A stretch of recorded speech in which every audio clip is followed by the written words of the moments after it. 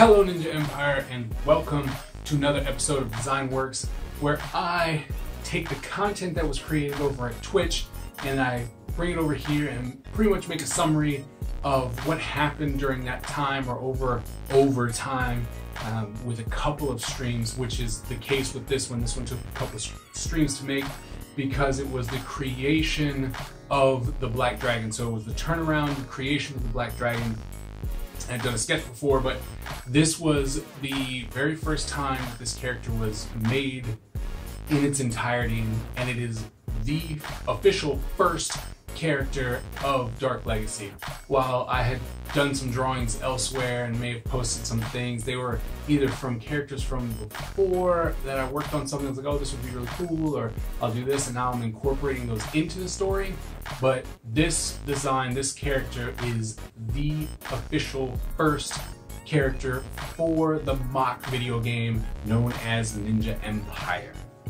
So if you are not following me on Twitch, please do follow the Kaiser over on Twitch as it is here, and you can watch me make this content live, as well as giving me any type of suggestions or tips or hints or anything that might influence the creation of the Ninja Empire and the components in the Empire. Now over on Twitch we do things as character designs, assets. We're going to start getting into weapons and environments and vehicles and creatures and all kinds of stuff, and so we're going to develop this world over there on Twitch. And so if you do watch Twitch, please follow me, and if you don't, just stick around here on the YouTube channel and I will make summaries so you can see the kind of things that I'm doing over there. Now, on to this character. So this is the Black Dragon. His name is Xander Schwartz. He is an outsider, and an outsider is a person who is not of the ninja bloodline. And so in the Ninja Empire, those who are not of the ninja bloodline are looked down upon and treated pretty poorly. But Xander wanted to become a ninja. He always thought that he had the abilities to do that, and it's very hard for an outsider to actually make it into the rank of ninja or into the ninja army. And he was able to do that. He had a lot of potential and was doing really, really well as far as being a ninja, being stealthy, you know, being good at espionage and all kinds of things that would be required of a ninja. So they did allow him to be part of the Ninja Empire at the lowest of the low ranking. The problem was that he was exceptionally good at doing things that would benefit the Empire. And so over time, he would rise up in rank. And eventually he caught the eye of the Shogun, who then was like, this guy is really good. Who is this? And like, he's just some outsider, blah, blah, blah, blah.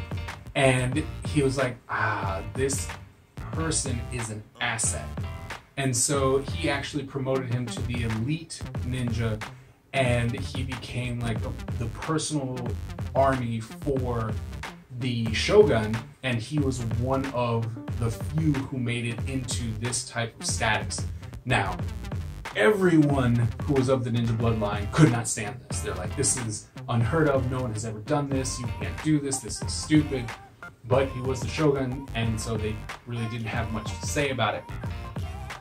He went on to try and prove himself. He's like, look, if I can just prove to these other ninjas that I am trustworthy and I can be worth it, then that's all that matters, and then they will come to trust me and we can be like brothers. And so, you know, battle after battle, war after war, he was there defending them, saving them, you know, just being the best like team player you could ever have in a situation like this. And so he did not care that he was not of the bloodline. He believed that he was a true ninja, even though he was not. And he knew that, right? But he believed in his heart of hearts that he was a true ninja, and so he had to act as so.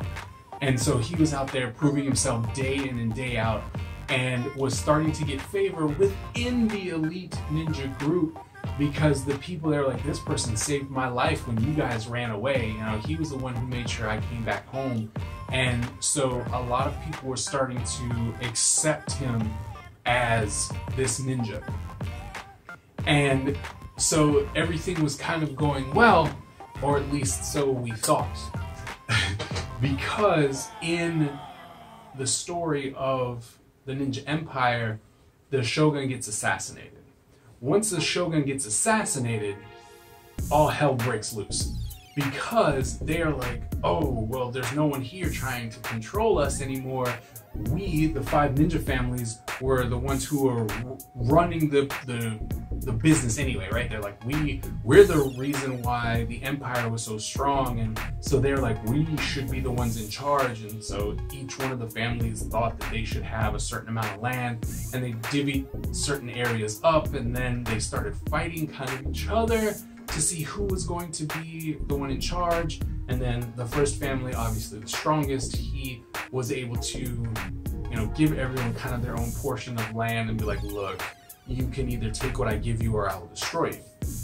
But during that time, during that lawlessness and everyone was fighting, you know, everyone was trying to defend their own little town, their own little section. And Xander was in his village, and he firmly was there defending this place for the shogun, for the families. And while there was this big battle going on, he saw the first family, right? He saw the uniform and everything. He saw them and he's like, great, these are reinforcements. They're going to help us, you know, hold this line, and we are going to be strong and ever, because I've proven myself, my loyalty to them is second to none, and they will come and help me with all the years of service that I've given them. And well, as you probably can tell, that was not the case whatsoever.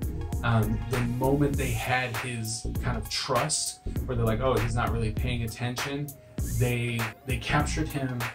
They started killing everyone in his village. Even the people who came to destroy the village, they killed them. They killed the people in the village, women, children, men, everyone was dying. They're like, we are just going to eradicate everyone in this village.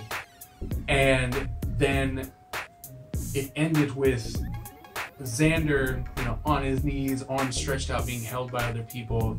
The main leader of the first family comes out, and he's talking to him. He's like, you are a disgrace. You put this blemish on the ninja family, and you know who we are and what we represent. You have tainted the blood of the ninja family, and therefore we need to cleanse this. And if we can erase everything about you, then we can deny that you ever existed. And so, you know, he's super betrayed, like, what is going on here?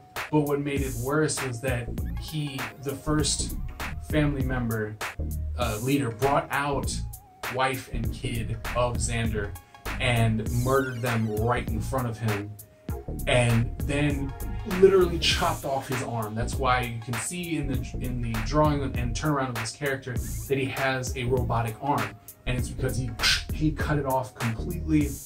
And you know, he was left there to die, all right? And as he's, you know, just bleeding out, you know, almost fading into black, the main antagonist, which is the first family leader, leans into him and he's like, I want you to know that you were never good enough, and this is proof. And you now have to live for the rest of your life, however short that may be, that you were never good enough to protect your family from us. And you know, he just kind of scampers off and leaves him there to die, right? And you know, as he's bleeding out, he's staring at his dead wife and child. And that thought that I was never good enough, I was never good enough, I probably never should have done this, I was never good enough, replays in his head until he actually passes out. Now, there is more to the story, obviously, because I'm doing this character design, and there's really no reason to do all this character design stuff if he just dies within the first 5 minutes of, you know, like the intro of the video game.